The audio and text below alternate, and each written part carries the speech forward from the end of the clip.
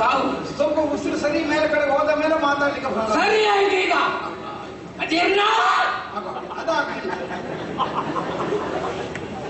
ಯಾವುದಾಗಲಿಲ್ಲ. ನೀನು ಹೇಳಿದ್ದು ಸರಿಯಾಗಲಿಲ್ಲ ಅಂತ ಅಲ್ಲ, ನಿನ್ನ ಅದಿರ್ನ ನೀನು ಹೇಳಿದ್ದು ಸರಿಯಾಗಲಿಲ್ಲ. ನಿನ್ನ ಹೆಸರು ಪುಣ್ಯಾತ್ಮ ಅರ್ಜುನ. ನನಗೆ ಗೊತ್ತುಂಟು ನಿನ್ನ ಅರ್ಜುನ ಅಂತ. ಹೇಳಿಕೆ ಸಂಕಟ ಹೇಳಿಕೆ ನಿನಗೆ ಗೊತ್ತುಂಟ ಇರುವಂತ ತಿಳಿಯುವಂತೆ ಬೇಕಾಗಿ ತಪ್ಪು ಹೇಳಿ. ನಿನಗೆ ನಂದಗೋಪುರದಲ್ಲಿ ನಾಲ್ಕಿಗೆ ದನ ಮೇಡಿಸಿದ. ದನ ಮೇಡಲು ನಾನು ದನವೇ ಹೇಳಿಕ್ಕೆ ಹೋಗ್ತದ. ಮಕ್ಕಳಿಗೆ ಸರಿ ನಾಲ್ಕ ಮುಗಿಚಿಗೆ ಅರ್ಜುನ ಬರ್ತ ಬರ್ತ ನೀನು ಕಳಿ ಬರ್ತ ಸತ್ಯ. ನೀನು ಹೌದನ್ನು ಕಳಿ ಬರ್ತ. ನೀನು ಬೇಕಾದಲ್ಲಿ ಹೇಳಿದ್ದೀಯ, ಅದೇ ಕಷ್ಟ. ಕಲಿ ಪಾರ್ಥ ನನಗೆ ಗೊತ್ತುಂಟ ನೀನು ಕಳಿ ಬರ್ತ ಅಂತ. ನಿನಗೆ ಗೊತ್ತುಂಟ ಇನ್ನೊಂದು ತಿಳಿಯೋದಕ್ಕೆ ಬೇಕಾಗಿ ತಪ್ಪು ಹೇಳಿದ್ದು ನಾನು. ನನ್ನನ್ನು ತಾನು ತಿಳಿದಿದ್ದಾನೋ ಇಲ್ವೋ ಅಂತ. ಹೌದು, ಕಳಿ ಬರ್ತ. ಗಿರ್ಗಿಟ್ ಗಿರ್ಗಿಟ್ ಇನ್ನಂತವನಿಗೆ ಬರಬೇಕಾದ್ರೆ ಯಾವುದು? ಈಗ ಏನಾದ್ರೂ ಅಸಂಗತ ಮಾಡುವವರಿಗೆ ಹೇಳಿದ್ರೆ ಗಿರಿಗಿಟಿ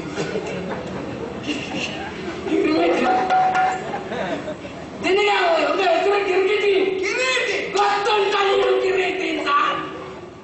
ನಿನಗೆ ಗೊತ್ತುಂಟ ಇನ್ನೊಂದು ತಿಳಿಯುವುದಕ್ಕೆ ಬೇಕಾಗಿ ತಪ್ಪು ಹೇಳಿದ್ದು. ಕಿರೀಟಿ ತಾನೇ ಇಂಚಯ ಯಾರ ಹತ್ರ ಕೇಳುದು? ತಾನೇ ಇಂಚಯ ಯಾರ ಹತ್ರ ಕೇಳುದು? ಯಾರಲ್ಲಿ ಕೇಳಿದಲ್ಲ, ನಿನಗೆ ಇದ್ದದ್ದನ್ನೇ ನಾನು ಹೇಳುವುದು. ಹಾಗುಂಟ ನನಗೆ. ನಿನಗೊಂದು ಹೆಸರು ಇಲ್ವಲ್ಲ, ತಾನೇ ಇಂಚಯ ಧನಂಜಯ. ಧನಂಜಯ. ನನಗೆ ಗೊತ್ತುಂಟು, ನಿನಗೆ ಗೊತ್ತುಂಟು. ಇಲ್ಲ ಬೇಕಾಗುತ್ತಲ್ಲ ಹೋದಲ್ಲೆಲ್ಲ ಸಂಗ್ರಹ ಮಾಡಿದವ. ಹಾಗೆ ಧನಂಜಯ. ಎಲ್ಲ ಶೀತವಾಹನ. ಶೀತವಾಹನ ವಾಹನಕ್ಕೆ ಶೀತ ಆಗುವುದೇ. ನಿನ್ನ ಹೆಸರು ಶ್ವೇತವಾಹನ. ಶ್ವೇತವಾಹನ ನನಗೆ ಗೊತ್ತುಂಟು. ನೀನು ತಿದ್ದುದಕ್ಕೆ ಬರಬೇಡ. BMS bus. BMS bus. Gandhiji ಯಾವುದೆಲ್ಲ ನೆನಪಾಗ್ತದೆ. ಏ ಮಹಾತ್ಮ ಎಂಥದ್ದೆಲ್ಲ ನೆನಪಾಗ್ತದೆ. ಗಾಂಧೀಜಿ. ಏನು ಮಹಾತ್ಮ? ಗಾಂಧೀವಿ. ಗಾಂಧಿ. ನನಗೆ ಗೊತ್ತುಂಟು, ನಿನಗೆ ಗೊತ್ತುಂಟ. ಇವತ್ತ ತಿದ್ದುದಕ್ಕೆ ನಾನು ಹೇಳಿದ ಆಗಿದ್ದು ಹೇಳುವುದನ್ನು ನನಗೆ ಗೊತ್ತಿಲ್ಲ. ಮೊದಲೇ ಕೂತ್ಕೊಳ್ತೇನೆ. ಒಲಗುಣ ಅರ್ಜುನ ನನಗೆ ಗೊತ್ತುಂಟು. ಯಾವುದು ಬೇಡ. ಕುಂತಿ ಮಗ. ನೀನು ಅದನ್ನು ಒಪ್ಪಿಕೊಳ್ಳಬೇಕು. ನೀನು ಕುಂತಿ ಮಗ ಅಂತ ನನಗೆ ಗೊತ್ತುಂಟು. ಅದಕ್ಕೆ ನೋಡಿದ್ರೆ ಗೊತ್ತಾಗ್ತದೆ ಯಾರು.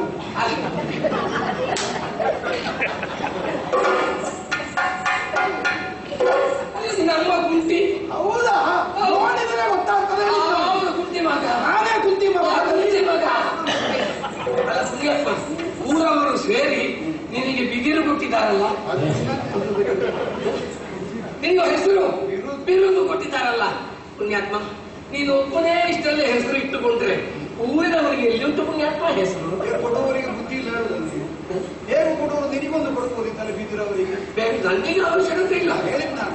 ನನಗೆಲ್ಲ ಕೊಟ್ಟಿದ್ದಾರೆ ಅಂದ್ರೆ ಅರ್ಥ ಏನು? ಒಂದು ಅಯೋಗ್ಯತೆ ನನಗೆ ಹಾಗೆ ನನಗೆ ಯೋಗ್ಯತೆ ಇಲ್ಲ ಅಂತ ಅರ್ಥ. ನನಗೇನಾದ್ರು ಈ ಸಲ ಬಿರುದು ಕೊಡಿ, ನನಗೊಂದು ಬಿರುದು ಕೊಡಿ ಅಂತ ಕೇಳ್ತೇನೆ. ದೇವರಾಣಿ ಅಂತದ್ದು ನಮಗೆ ಬೇಕು ಮೇಲೆ. ನಾನು ಹಾಗೆ ಹೇಳಿಕೊಂಡು ನಾವು ಕೂಡ ಹಾಗೆ ಅಲ್ಲ ಅಂತ. ಮತ್ತೆ ನನಗೆ ಬಂದದ್ದು ಅರ್ಹತೆ ಇಲ್ಲ. ಮತ್ತೊಂದಾದ್ರೆ ನನಗೆ ಕಿವಿಗೆ ವಿಷಯ ಬಿತ್ತು.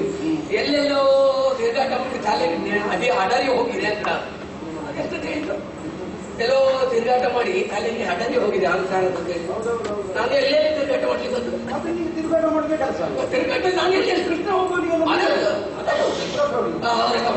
ಈಗ ನಿನಗೆ ದಶನಾಮವನ್ನು ಊರವರು ಕೊಟ್ಟಿದ್ದಾರಲ್ಲ, ಅಷ್ಟು ಹೆಸರು ಅಲ್ಲ, ಇನ್ನು 3 ಕೊಡುವುದಕ್ಕೆ ಉಳಿದಿದೆ. ಆ ಕ್ಷಣಕಾಲ ಮೊದಲು ನೀನೇ ಕೇಳಿ ಎಲ್ಲ ನಿನಗೇ ಪುಣ್ಯಾತ್ಮ. ನಿನ್ನಾಗಿದ್ದವರು ಕೊನೆಗೆ ತಂದು ಕೊಡುದು ನನಗೆ ಕೈ 3 ನೀನು ಕೊಡ್ಲಿ. ಅದು ಅವರು ಕೊಟ್ಟದ್ದಲ್ಲ. ನಾನು ಪ್ರತ್ಯೇಕವಾದಂತ ವಿಶೇಷವಾದಂತ ಒಂದು ಸ್ಥಾನಮಾನವುಳ್ಳಂತ ಗೌರವವನ್ನು ನಿನಗೆ ಕೊಡುವುದಕ್ಕೆ ನಾನು ಸಿದ್ಧನಾಗಿದ್ದೇನೆ. ಕೊಡುವವರಿದ್ದಾರೆ ಅಂತ ನಾನು ತೆಕ್ಕೊಳ್ಳುವುದಿಲ್ಲ. ನಾನು ಕೊಡುವಲ್ಲಿ ನನ್ನ ಅರ್ಹತೆ ಏನು ಅಂತ ನಾನು ಮೊದಲು ಆಲೋಚನೆ ಮಾಡ್ತೀನಿ. ಈಗ ಇಷ್ಟನ್ನು ತೆಗೆದುಕೊಳ್ಳಲೇಬೇಕು. ಇಷ್ಟೆಲ್ಲ ಅರ್ಹತೆ ನೋಡಿ ಇದ್ರೆ ತಗೊಳ್ತೀನಿ. ನಿನಗೆ ಅಷ್ಟು ತಗೊಳ್ಳಿಕ್ಕಾಗದೆ ಒಂದು 3 ತಗೊಳ್ಳಿಕ್ಕೆ ನಿನಗೆ ಹೆಚ್ಚ. ಅದೆಲ್ಲ ಅರ್ಹತೆ ಇದ್ದದ್ರಿಂದ ಸ್ವೀಕರಿಸಿದ್ದೆ. ಹೌದಾ? ನೋಡು, ಹಾಗಾದ್ರೆ 3 ಕೊಡ್ತೇನೆ.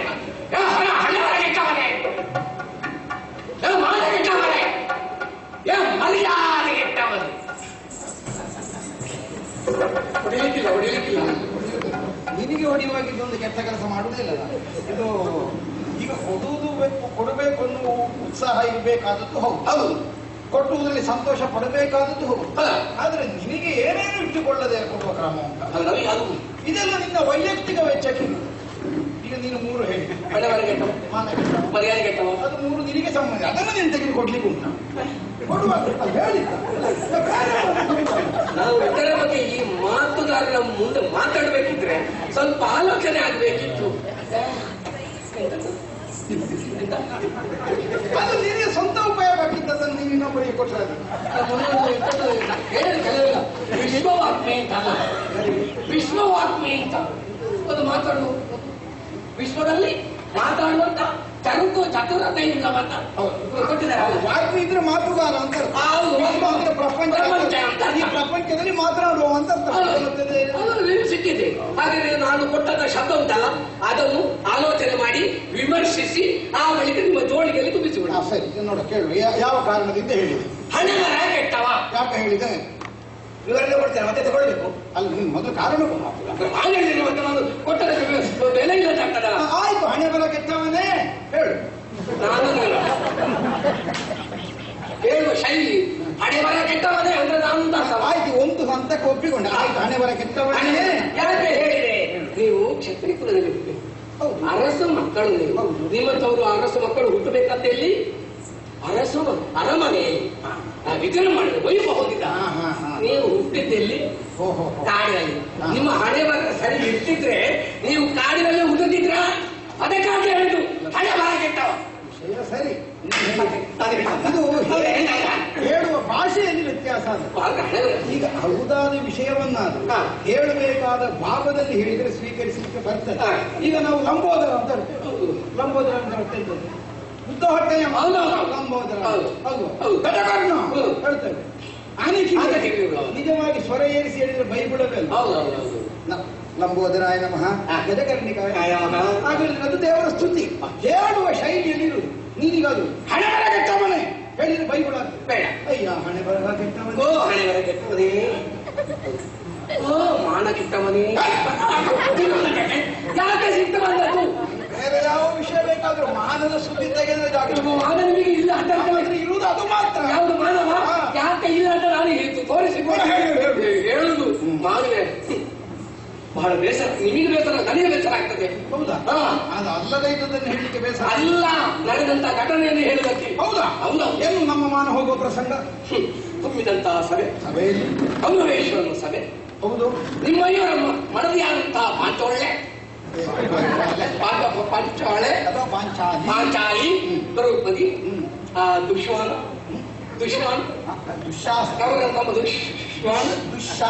ದುಶಾಸನ ಸೆರಗಿಗೆ ಕೈ ಹಾಕಿ ಎಳೆಕೊಂಡು ಸಭೆಗೆ ಬಂದು ಸೀರೆಯನ್ನು ಸೆಳೆಯುವಾಗ ತಲೆ ತಗ್ಗಿಸಿ ಮಾನ ಕೆಟ್ಟವರಕ್ಕೆ ಮೇಲೆ ನೋಡಲಿಕ್ಕೆ ತಲೆ ತಗ್ಗಿಸಿದ್ದು. ನಿಮಗೆ ಮಾನ ಉಂಟು ತಾನೆ ಒಂದು ಹೆಂಡತಿಯ ಸೀರೆಯ ಸೆರಗನ್ನು ಸರಿಪಡಿಸುವುದಕ್ಕಾಗಿಲ್ಲ ನಿಮಗೆ? ಓ ಮಾನ ಕೆಟ್ಟವನೇ. ನಿನಗೆ ಮಾನ ಅರ್ಥ ಆದ್ರೂ ಏನಾಯ್ತು ಈಗ? ಮಾನ ಅಂದ್ರೆ ಮಾನ ಅಂದ್ರೆ ಅಳತೆ ಅಂತ. ಅಳತೆ ಅಳತೆ, ಮಾನ ಅನ್ನೋದು ಅಳತೆ ಅಂದ್ರೆ ಪರಿಧಿ. ಯಾವನು ಪರಿಧಿಯೊಳಗೆ ಇರ್ತಾನೆ ಅವನು ಮಾನವಂತ. ಯಾವನು ಪರಿಧಿಯಿಂದ ಹೊರಗೆ ಹೋಗ್ತಾನೆಯೋ ಅವನು ಮಾನಗೆಟ್ಟವ. ನಾವು ಮಾನಗೆಟ್ಟವರಲ್ಲದೇ ಇರುವುದರಿಂದ ತಲೆ ತಗ್ಗಿಸಿ ಕುಳಿತುಕೊಳ್ಳಬೇಕಾಗಿ ಬಂದದ್ದು ಗೊತ್ತುಂಟ. ಹೆಂಡತಿಯ ಸೆರಗು ಜಾರಿದ್ರು ತೊಂದರೆ ಇಲ್ಲ, ಸಾಗುವುದಿಲ್ಲ ಅನ್ನೋ ವಿಶ್ವಾಸ ಉಂಟು. ಯಾಕೆ ವಿಶ್ವಾಸ? ಯಾಕೆ? ಧರ್ಮ ಮಾರ್ಗಾವಲಂಬಿಗಳು, ಸತ್ಯ ನಿಬದ್ಧರು.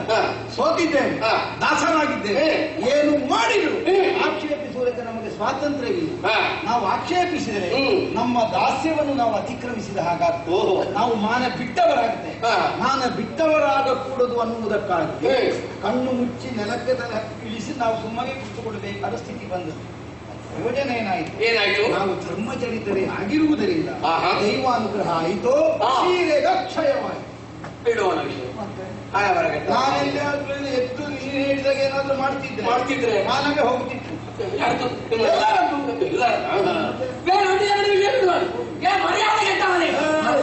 ಮರ್ಯಾದೆ ಕೆಟ್ಟವನು. ನಿಮಗೆ ಒಂದು ವೇಷ ಮಾಡುವ ಚಟವೇ ಈಗ ಚಟದಲ್ಲಿ ಮಾಡಿದಾಗ ಖಂಡಿತ ನಿನಗೆ ಯಾವುದು ಅಲ್ಲ ಇದ್ದಲ್ಲ ಯಾವುದು ಅಂತ ಯಾವುದು ಸುಭದ್ರೆಯನ್ನು ಮದುವೆ ಆಗುವುದಕ್ಕೆ ಬೇಕಾಗಿ ಸನ್ಯಾಸಿ ವೇಷವನ್ನು ಮಾಡಿಕೊಂಡು ಹೂತೋಟಕ್ಕೆ ಬಂದು ಅಲ್ಲಿ ನಿಮ್ಮದರೊಂದು ಶಾಸ್ತ್ರ ಒಳ್ಳೆಯ ಮದುವೆ ಆಗಬೇಕು. ನಿಜವಾಗಿ ಸುಭದ್ರೆಯನ್ನು ಮದುವೆ ಆಗಲಿಕ್ಕೆ ಸನ್ಯಾಸಿ ವೇಷ ಮಾಡಿ ಮತ್ತೆ ಸನ್ಯಾಸಿ ವೇಷದಲ್ಲಿ ಇದ್ರೂ ಸುಭದ್ರೆ ನನ್ನನ್ನು ಮದುವೆ ಆಗುತ್ತೆ, ಅದು ವಿಶೇಷ ಇದೆ. ಚಂದದವನನ್ನು ನೋಡಿ ಮದುವೆ ಆಗುತ್ತಿರ್ತಾರೆ ಪ್ರಪಂಚದಲ್ಲಿ. ಸನ್ಯಾಸಿ ಆದ್ರೂ ನನಗೆ ಅವನೇ ಆಗಬೇಕು ಅನ್ನೋ ಹಾಗಿರ್ಬೇಕು ಅಂತ ಅದಕ್ಕೆ ಅನುರಾಗ ಅಂತ ಭವಿಷ್ಯ ಏನೋ ಸುಭದ್ರ ತಲೆಗೆ ಪೂಜೆ ಹಾಕಿರ್ಬೇಕು. ಇಲ್ಲದಿನ ಮನಸ್ಸಾಗ ಈ ಗಡ್ಡವಿಟ್ಟವರಂತೆಲ್ಲ ಮದುವೆ ಆಗಬೇಕು. ಊರಿನಲ್ಲಿರುವವರೆಲ್ಲ ನಿನ್ನ ಹಾಗೆ ಬೇಡ ಹೋಗಿ ಮದುವೆ ಆಯ್ತು. ನಿಮ್ಮ ಮಾನ ಮರ್ಯಾದೆ ಉಳಿಸಿದವರು ನಾನು ಗೊತ್ತು, ಅದು ನೆನಪಿದೆ ನಿಮಗೆ. ಎಲ್ಲರೂ ನಿಮಗೆ ನಮ್ಮ ಮದುವೆ ಪೌರೋಹಿತ್ಯ ಪೌರೋಹಿತ್ಯ ಅಲ್ಲ, ನಿಮಗೆ ಹೊಡೆಯುವುದು ಬೇಡ, ನಿಮಗೆ ಶಿಕ್ಷಿಸುವುದು ಬೇಡ ಅಂತ ರಥದಲ್ಲಿ ಕುಳ್ಳಿರಿಸಿ ಗಾಡಿ ಹೊಡ್ಕೊಂಡು ಅಲ್ಲಿ ದೂರ ಮುಟ್ಟಿಸಿದವನು ಯಾರು? ಹೌದಾ? ಆ ಸಮಯದಲ್ಲಿ ಕೃಷ್ಣನಿಗೆ ನೆನಪಾದದ್ದೇ ನಿನ್ನನ್ನು. ಯಾಕೆಂದ್ರೆ ಯಾರ ಕಣ್ಣಿಗೂ ಕಾಣದಾಗಿ ಒಂದು ಮೋಸ ವಂಚನೆಯಿಂದ ಹೋಗಬೇಕು ಅಂತಂದ್ರೆ ನೀನೇ ಆಗಬೇಕು, ಇನ್ನೊಬ್ಬರಿಂದ ಆಗ್ಲಿಕ್ಕಿಲ್ಲ. ನನ್ನ ಜೀವಮಾನದಲ್ಲಿ ಮೋಸ ವಂಚನೆ ಮಾಡುವುದು ಅಂತ ತಿಳ್ಕೊಂಡಿದ್ದೀನಿ. ಪರಿಣಾಮ ಅಷ್ಟು ವೇಗವಾಗಿರತ್ತೆ. ಮರ್ಯಾದೆಯನ್ನು ಉಳಿಸಿಕೊಳ್ಳುವುದಕ್ಕೆ ಬೇಕಾದ ರಥ ಓಡಿಸಿದ್ರೆ ಏನಾಯ್ತು ಅಂತ ಒಂದು ನಿನಗೆ ಒಂದು ಸರ್ಪ ಸಂಸ್ಕಾರ ಇಲ್ವೋ ಪುಣ್ಯಾತ್ಮ? ಸರ್ಪ ಸಂಸ್ಕಾರ ಸ್ವಲ್ಪ ಸಂಸ್ಕಾರ ಅದೇ ಸ್ವಲ್ಪ ಸಂಸ್ಕಾರ ಇಲ್ವೋ? ಇಷ್ಟೆಲ್ಲ ನಾನು ಕೆಲಸ ಮಾಡಿದ್ದೇನೆ. ಬಂದ ಕೂಡಲೇ ಬಂದಿರೇ ದಾರುಕನವರೇ ಅದ ಒಂದು ಸಂಸ್ಕಾರ ಉಂಟಲ್ಲ, ಬನ್ನಿ ಕುಳಿತುಕೊಳ್ಳಿ ಎಂಬುದಾಗಿ ನನ್ನ ಮುಖಕ್ಕೆ ಒಂದು ಮನೆ ಬಿಸಾಡಬಹುದಿತ್ತಲ್ಲ. ನನಗೆ ಕುಳಿತುಕೊಳ್ಳಲಿಕ್ಕೆ ಮನೆ ಇದೆ, ನಾನು ನಿನಗೆ ಆದ್ರೆ ಒಂದು ಬಂಡೆನಾದ್ರೂ ತೋರಿಸಬಹುದಿತ್ತಲ್ಲ. ಮರದ ಬೇರೆ ಇತ್ತಲ್ಲ, ಎಲ್ಲ ನಾವೇ ಹುಡುಕಿಕೊಂಡು ಮಾಡ್ಬೇಕು ಅಂತ ಕೂತ್ಕೊಂಡ್ರೆ ತಪ್ಪೇನೀಗ ನೀನು ನಮಗೆ ಬೇರೆ. ಹಾಗೆ ಎಷ್ಟು ಮಾತಾಡಿದ್ರು. ಈಗ ಆವತ್ತು ಮಾಡಿದ ಉಪಕಾರಕ್ಕೆ ಪ್ರತಿಯಾಗಿಲ್ಲ ಹೇಳಬಾರ್ದು ನಾವು ಅದನ್ನು, ಹೌದೇನೋ? ಮತ್ತೆ ನಿನ್ನ ಹತ್ರ ಒಂದು ದಿವಸ ನಾನೇ ಕೇಳಿದ್ದೆ, ನೆನಪುಂಟದೆ ಯಾವುದು? ಹೌದಾ ದಾರುಕ ಮನೆ ಹೆಂಡತಿ ಮಕ್ಕಳೆಲ್ಲ ನೆನಪೇ ಇಲ್ವೋ ನಿನಗೆ?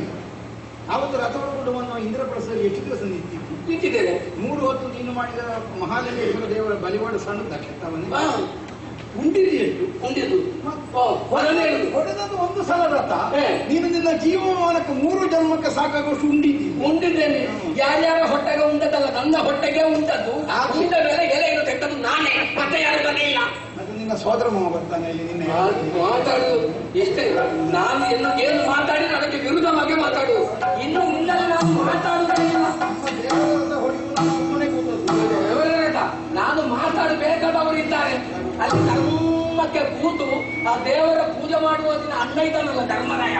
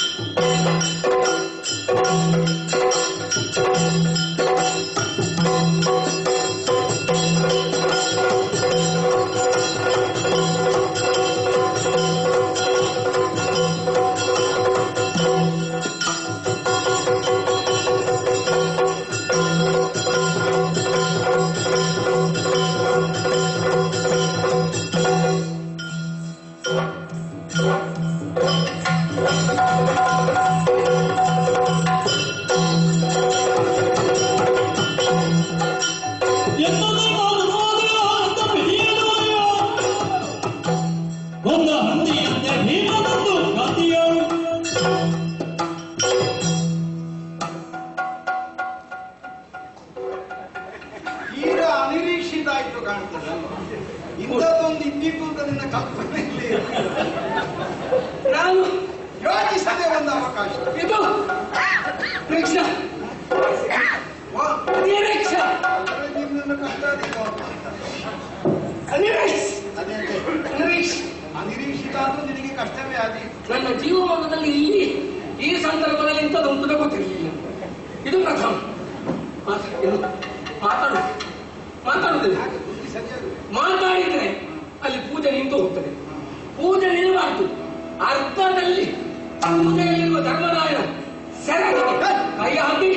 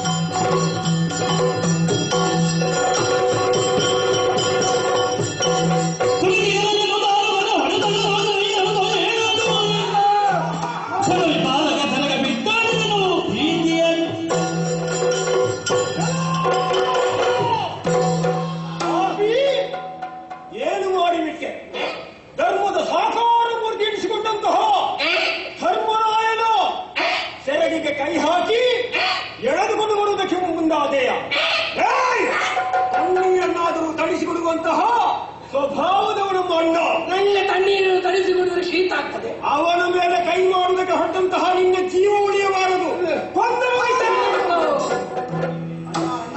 ಏನು ದೂತ ಹೋದೆ ನಮ್ಮಂತವರಿಗೆ ಭೂಷಣ ಅಲ್ಲ. ಬಿಟ್ಟು ಬಿಡು. ಯಾಕೆ ಬಿಟ್ಟು ಬಿಡು? ಅವಿವೇಕಿಯಿಂದ ಎಂತದೋ ಒಂದು ಅನರ್ಥವನ್ನು ನಮ ಮಾಡಿದ್ರು ನಾವು ಅವನ ಮಟ್ಟಕ್ಕೆ ಇಲ್ಲಿಗಾಗುದಿಲ್ವಲ್ಲ. ಹೌದು, ದೂತನಾಗಿ ಹೀಗೆ ಕಳುಹಿಸಲ್ಪಟ್ಟ ಅವನನ್ನು ನಾವು ಬಾಧಿಸಿದ್ರೆ ಅದು ನಮಗೆ ಅಪವಾದ ಕಾರಣವಾಗಿ ಪರಿಣಮಿಸ್ತದೆ. ಹಾಗಾಗಿ ಸರಿಯಾದ ಸಮಯದಲ್ಲಿ ನನ್ನನ್ನು ಎಚ್ಚರಿಸಿ.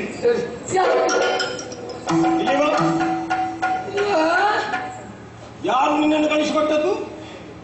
ಕೃಷ್ಣ ಪರಮಾತ್ಮ. ಯಾರು? ಕೃಷ್ಣ ಪರಮಾತ್ಮ. ಕೃಷ್ಣ ಅಲ್ಲ. ಸರಿ ಬಗಳು. ಇದು ಯಾವ ಜಾತಿ? ಜಾತಿ ಇವರು ಹೇಳಿದಲ್ಲ ಬೊಗಳ್ಲಿಕ್ಕೆ. ನಿನಗೂ ಪ್ರಾರಂಭ ಆಯ್ತು ಅದು. ಅವರು ಹೇಳಿದ ನಾನು ಹೇಳಿದಾಗ ಮಾಡ್ಬೇಕಾ ಬೇಡ? ನಾನು ಹೇಳಿದಾಗ ಕೇಳಿ.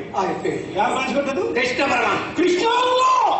ಅಲ್ಲಂತ ಹೇಳಿಗೆ ನೀವು ನನಗೂ ಕೃಷ್ಣ ಅಲ್ಲ ಅಂತ ಕಳಿಸಿಬಿಟ್ಟು ನೀನು ಅರ್ಜುನ್ ಹತ್ರ ಮಾತಾಡ್ತಿರುವುದಲ್ಲ, ನಿನ್ನ ಹತ್ರ ಮಾತಾಡ್ತಿರುವುದು ಭೀಮಣ್ಣ. ನಾನು ಯಾರಲ್ಲಿ ಮಾತಾಡಿದೆ ನೋಡು, ಒಂದು ಕಡೆಯ ನೀಶ ಜಾಗ್ತಾ ಉಂಟು, ಎರಡೂ ಹೋಗಿ ಬೇಡ ಮುನಿಯಪ್ಪ, ಮುಗಿಯುವವರೆಗೆ ಅದು ಸರಿ ಇರಲಿ. ಅದು ನನಗೆ ಗೊತ್ತುಂಟು. ಮುಂದೆ ಇನ್ನೂ ಇದೆಯಾ? ಆಯ್ತು. ಆ ಕೃಷ್ಣನನ್ನ ಬಲರಾಮ ಅಲ್ಲ. ನಿಮಗೆ ಮಂಡೆ ಸರಿ ಇಲ್ಲ. ಅದ ಕೃಷ್ಣನಲ್ಲ ಬಲರಾಮ ಅಂತ ಹೇಳ್ತಾರೆ. ಸ್ವರ ಏರಿಸಲಿಕ್ಕಿಲ್ಲ. ಇದು ತಲೆಯ ಮೇಲೆ ಬಿದ್ದರೆ ಯಾರ ತಲೆ ಸರಿ ಇಲ್ಲ ಅಂತ ಗೊತ್ತಾಗ್ತದೆ. ಮಾತಾಡುವುದಿಲ್ಲ, ಮಾತಾಡಬೇಡ. ಮುಂದೆ ಇದೆ ಸರಿಯಾಗಿ ಕೇಳಿಕೊ. ಆಯ್ತು. ಆ ಕೃಷ್ಣ ಬಲರಾಮರ ತಂದೆ ವಾಸುದೇವ ಅಲ್ಲ. ಯಾರು ಮತ್ತೆ ಹೇಳಿದ ಅವನನ್ನು ಕರ್ಕೊಂಡು ಬನ್ನಿ. ಕೃಷ್ಣದೇವರ ಬಲರಾಮದೇವರ ಅಪ್ಪ ವಸುದೇವ ಅಲ್ಲ ಅಂತ ಹೇಳ್ತೀರಲ್ಲ. ನೀನು ನಮಗೆ ಕತೆ ಹೇಳುವುದಕ್ಕೆ ಬರಬೇಡ. ಅದಕ್ಕಿಂತ ಹೆಚ್ಚಿನ ಕತೆ ನಾವು ತಿಳಿದಿದ್ದೇವೆ. ಬಾಯಿ ಮುಚ್ಚಿದ್ದೇನೆ. ಈಗ ನಿನಗೆ ನಿರ್ಣಯ ಅದು ಅಲ್ಲ. ನಮ್ಮನಪ್ಪ ವಸುದೇವ ಅಂತ ನಿರ್ಣಯ ಗೊತ್ತುಂಟು. ನಾನು ಅಲ್ಲಿದ್ದ ಕಾರಣ ವಿಷಯ ಗೊತ್ತುಂಟು, ಹೇಳಿದ್ದಾರೆ ನನ್ನಲ್ಲಿ ಗೊತ್ತಿರೋದು. ಹೌದಾ? ಕೃಷ್ಣನಪ್ಪನ ವಸುದೇವ ಅಲ್ಲ, ವಸುದೇವನ ಮಗನ ಕೃಷ್ಣ. ನಿಮಗೆ ಬಿಟ್ಟದ್ದು. ನಮ್ಮ ಯಾರನ್ನಾದ್ರೂ ತಿದ್ದುಪಡಿ ಮಾಡಬಹುದು. ಈ ಸಲ ಇವನನ್ನು ತಿದ್ದುಪಡಿ ಮಾಡಿ ಈಗ ಕಳಿಸಿಕೊಡಿ. ಈ ಸಲ ಜನ್ಮದಲ್ಲಿ ಆಗುದಿಲ್ಲ. ಹೌದೇನು? ಸಾಕ್ಷಾತ್ ಪರಮೇಶ್ವರನೇ ನಮ್ಮ ಮುಂದೆ ಬಂದು ಗಯನನ್ನು ಬಿಟ್ಟವರು ಅಂತ ಹೇಳಿದ್ರೆ ಕೊಡುವುದಕ್ಕೆ ಸಾಧ್ಯವೇ ಇಲ್ಲ. ಅವರು ನನ್ನಲ್ಲಿ ಕಳಿಸಿದ್ದಾರೆ, ಉತ್ತರ ಮಾಡಿಕೊಂಡು ಬರಬೇಕು ಅಂತ. ನೀವು ಬಿಟ್ಟು ಕೊಡುವುದಿಲ್ಲ, ಆಗುದಿಲ್ಲ. ನಿನಗೆ ಬೇಕಾದದ್ದು ಉತ್ತರ. ಮುಗಿದವನ ಹೊರಗೆ ಅದು ನಾನು ಕೊಟ್ಟದ್ದು. ಅದನ್ನು ಹೊತ್ತುಕೊಂಡು ಬೇಕಾದ್ರೆ ನೀನು 3 ಗಾಡಿ ಮಾಡಿಕೊಂಡು ಬರಬೇಕು. ಅದು ನನಗೆ ಮಾತ್ರ ಮೀಸಲು. ಸ್ವಲ್ಪ ಮೇಲೆ ನೋಡು, ಮೇಲೆ ನೋಡ, ಮೇಲೆ ನೋಡು. ಸರಿ, ಮೇಲೆ ನೋಡ. ಇಲ್ಲ, ನಮ್ಮಲ್ಲಿ ದೊಡ್ಡ ದೊಡ್ಡ ಸನ್ಮಾನ ಎಲ್ಲ ಆದಾಗಿದೆ. ಇದು ಕಾನೂನು. ಕೈಯಿಂದ ಇದು ಈ ಸಲ ಇವನಿಗ ಎಂತದು? ನಮಗೆಲ್ಲ ಸನ್ಮಾನ ಆಗುದು ಇಂಥದ್ದೇ. ಸರಿ, ಕೈ ಹಿಂದೆ ಬಗ್ಗಬೇಡುವ. ಏನು ಕೈ ಬಗ್ಗುದಿಲ್ವ ನಿನ್ನದು? ನೀವು ಬಗ್ಗಿಸಿ ಹೇಳಿ ನಾಳೆ ನನಗೆ ಊಟ ಮಾಡಲಿಕ್ಕೆ ಬೇಕು. ತಪ್ಪಿಸಿಕೆ ಎಂತ ಪುಣ್ಯಾತ್ಮ ಇದು? ನಿಮಗೆ ಕಟ್ಟಿಗೆ ಗಟ್ಟಿ ಒಳ್ಳೆ ಅಭ್ಯಾಸ ಉಂಟಾ? ಎಂತದು ಹಾಗೆ ಕಾಯಿಸುವುದು?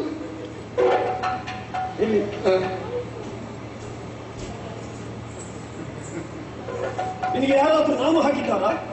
ನನಗೆ ಹೋದಲ್ಲಿ ನಾಮ ಬೇಕಿತ್ತು. ಕಣ್ಣು ಮುಚ್ಚಾಯ್ತಾ? ಕಣ್ಣು ಮುಚ್ಚಿ ಯಾರು ನಾಮ ಹಾಕಿದಂತ ಗೊತ್ತಾಗ್ತದೆ. ಕಣ್ಣು ಮುಚ್ಚಿ.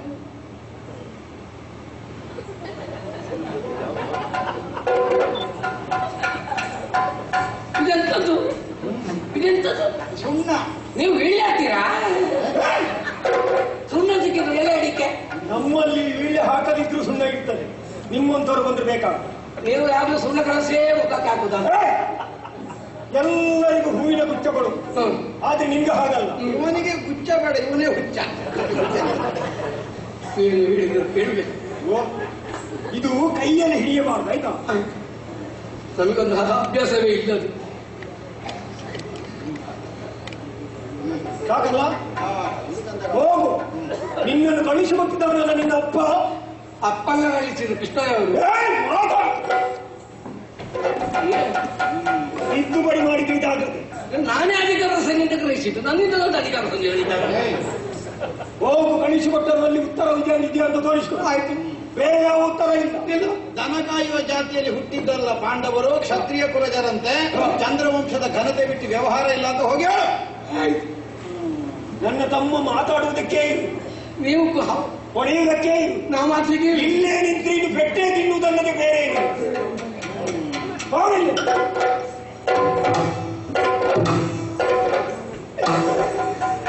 ಯಾಕೆನ್ನ ಈ ರಾಜ್ಯ ಕೆಳೆ ತಂದು ಅರಿಯೇ ಯಾಕೆನ್ನ ಈ ರಾಜ್ಯ ಕೆಳೆ ತಂದೆ